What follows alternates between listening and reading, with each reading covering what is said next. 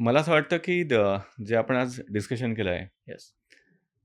शिवाजी महाराजांबद्दल, त्यांच्या कार्याबद्दल, त्यांच्या लोकांबद्दल, त्यांच्या अवतीभोवती सगळ्या गोष्टी आपण स्टडी केल्या आहेत, डिस्कस केल्या आहेत. कुठे ना कुठे एक सूक्ष्म रूपाने त्यांचा एक आशीर्वाद आपल्यासोबत आहे, नक्की, नक्की. की ज्याच्यामुळे आपण हे एक डिस्कशन करू शकलो आहे. येस. तुम्हाला काय वाटतं, की आजचा हा पॉडकास्ट कसा आला?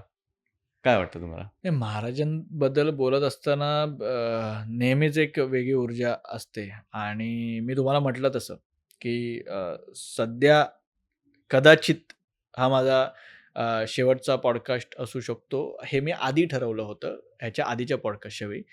पण तुम्ही ज्या पद्धतीनं अ, मला वाटतं आपण मराठी-अमराठी हा विषय नाहीये. पण अमराठी व्यक्तीनं छत्रपती शिवाजी महाराजांबद्दल अशा पद्धतीनं प्रश्न पाठवणं, म्हणजे तुम्ही जो मला मेल पाठवला, मी तुम्हाला विनंती करेन, की तुम्ही त्या मेलचा एक स्क्रीनशॉट बाजूला टाका. तुम्ही ज्या पद्धतीने ते प्रश्न पाठवले होते, काय असेल आणि बरं तेही नाही सरसकट असे 20 प्रश्न नव्हते पाठवले तुम्ही. त्याच्यात पॉइंटर्स पाठवले होते, की आपण ह्या विषयावर बोलूया, आपण असं बोलूया. म्हणजे तेही पॉइंटर्स वेगवेगळ्या पद्धतीने त्याला हेडिंग होतं, अशा पद्धतीने होतं.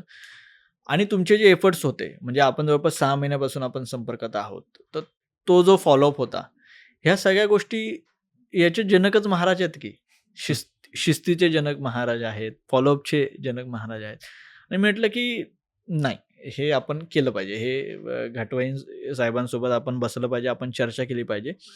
तर ती ऊर्जा महाराजांनी दिली आणि या पॉडकास्टला येण्याचं सर्वात मोठं रिझन असेल, तर ते तुम्ही ज्या पद्धतीनं त्याची मांडणी केली होती. आणि मी तुम्हाला कॉलवर पण याबद्दल म्हटलं होतं, की तुम्ही ज्या पद्धतीने ती मांडणी केली होती आणि तुम्ही त्यातून खरं महाराजांबद्दलचं प्रेम मला दिसलं, की नाही, माणसानं वाचलंय, माणसानं अनुभवलंय आणि थँक यू. ते दिसतंय त्याच्यामध्ये. त्यामुळे ती त्यामागची हे होती, ऊर्जा होती ह्याच्यामध्ये आणि फार छान वाटलं मला तुमच्याशी चर्चा करताना. बऱ्याच मुद्द्यांना मी तुमच्या त्या मुद्द्यांमुळे टच करू शकलो. मला पण त्याबद्दलची माहिती घ्यावी लागली, की हां, अरे हा विषय यांनी घेतलाय याचा अर्थ आपल्याला त्याबद्दल अजून अधिकारवाणीनं जर बोलायचं त्याबद्दल वाचलं पाहिजे, समजून घेतलं पाहिजे. तर तो एक फायदा त्या निमित्ताने झाला. त्यामुळे म्हणजे मी तुम्हाला एकदा मनापासून धन्यवाद देतो, की या पॉडकास्टला आपण आमंत्रित केलात त्याबद्दल धन्यवाद.